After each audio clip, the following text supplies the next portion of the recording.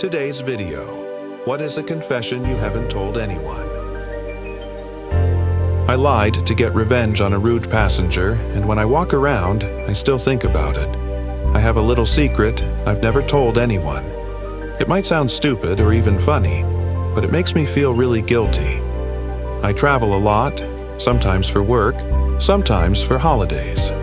I fly so often that I occasionally recognize the same flight attendants on certain airlines. They probably don't recognize me, but that's not really important. One thing I've noticed at airports is how people queue up 20+ minutes before boarding even starts. Since I travel a lot, I usually just sit and wait until the crowd thins out. No rush, no holding anyone back, just avoiding the unnecessary stress. Anyway, one day while I was waiting, I noticed a middle-aged woman aggressively pushing her way through the queue, claiming she'd been there first.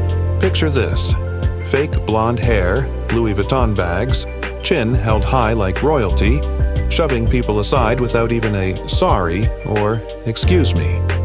Sadly, not the first time I've seen that kind of entitlement, but what really got to me was when she used her foot to move a child, probably 6 or 7 years old, out of her way like he was some inanimate object. That stuck with me. Fast forward to boarding the plane. Guess who's sitting in the window seat I specifically paid for? I didn't want to cause a scene, but I calmly told the flight attendant that she was in my seat and the lady was being difficult with me. Before the attendant could even say anything, the woman exploded, accusing me of lying, yelling that she got there first and nobody told her otherwise. I just stood there with a confused look, letting her dig her own grave. She kept escalating, eventually insulting the flight attendant and making threats. In the end, she was escorted off the plane. People actually clapped. But here's the thing. I lied. I never interacted with the lady. I just wanted a small, petty bit of revenge for the way she treated that kid. And now I can't stop thinking about it. I know people have bad days. Maybe she was going through something awful. But because of me, she missed her flight, and I happen to know she had to wait 2 whole days for the next one. I don't want sympathy. I'm not looking for validation. I just needed to let this out. Maybe now, when I walk around thinking about it, I'll feel a little lighter.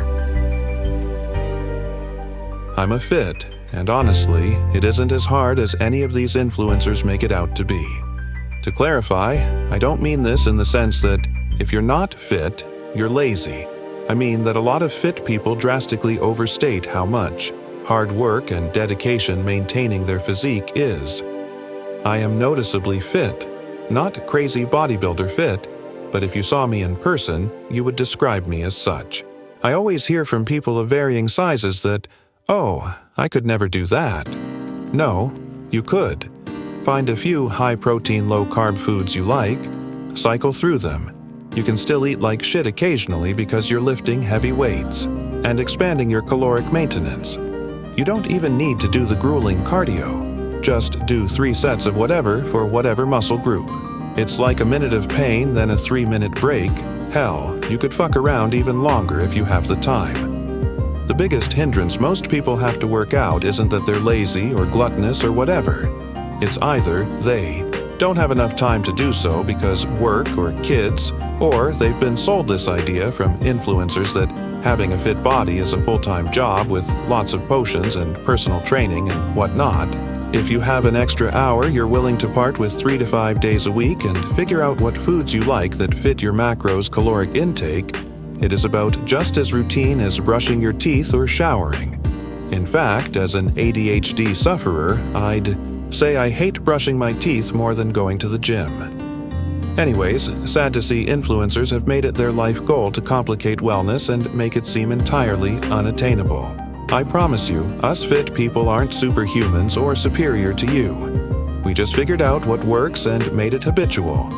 Best of luck to anyone in their fitness journey, and I promise you that you don't need to eat lettuce and green juice as a meal to look good.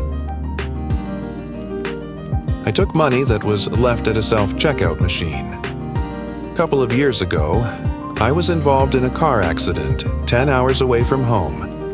My car was in the shop for almost a month, so I had to fly home and then fly back to get it. I was very broke during this time and barely had enough money to make it home. About halfway through the trip, I stopped at a Walmart to buy something to eat with the few dollars I had. The store was closing and there weren't many people around. As I paid at self-checkout, I noticed there was money in the machine. I could tell there were several bills, and the one on top was a $20. It looked like someone had done cashback and forgotten to take it. I grabbed it and finished checking out as soon as I could and then hightailed it out of there. When I got in the car and looked, it was around $120. I almost cried with relief. I was able to make it home and buy extra food for the week. It sounds woo-woo, but I always felt there was something supernatural going on in that moment. The truth, it was just dumb luck. Oh, and I've tried to pay it forward, such as paying for someone's stuff when they didn't have enough. Thankfully, I'm not super broke anymore. I rehearse conversations in my head that will probably never happen.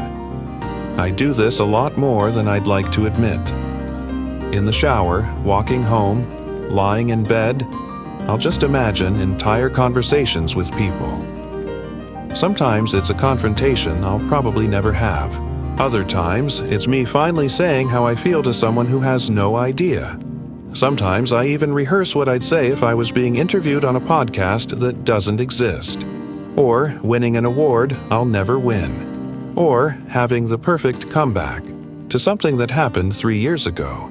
It's like my brain writes scenes for a movie that's only playing in my head, and what's wild is how real it feels in the moment. Like I get actual closure or confidence from those imaginary talks, even though I know they'll never happen. Not sure if it's anxiety or just being human, but yeah, that's my confession. My brain runs a full-time theater production, and I'm the writer, actor, and audience. I lie about my headaches so I can sit in silence without guilt. I get these headaches a lot. Not real ones, not migraines or anything. I fake them. I've been doing it for like 4 years now. Mostly with work, sometimes with friends. I'll just message and say, "Hey, migraine's back, laying low today," and poof, no more expectations. No small talk, no meetings, no fake laughter. Thing is, it started during a really bad time. My mom died and people kept piling things on me like I was still functioning, like I hadn't just watched her die. So I used it once, just to get space, and it worked. No pushback, just sympathy. The guilt was unbearable at first, but also kind of peaceful. Now I use it when I feel nothing, or everything, or when I just want to stare at my wall and not explain. Myself. Sometimes I'll even dim the lights and lie in bed to make it feel more real. My boss checks in like, "Hope you're resting." And I'm literally on my floor scrolling Reddit like a zombie. I hate how easy it is. I hate how nobody questions it, and I hate that I need to lie just to be alone without feeling like a bad person.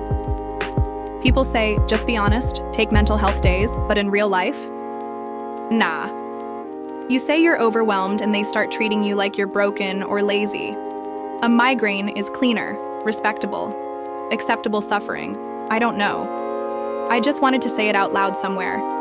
Even if no one believes me, I don't know how to stop, or if I want to.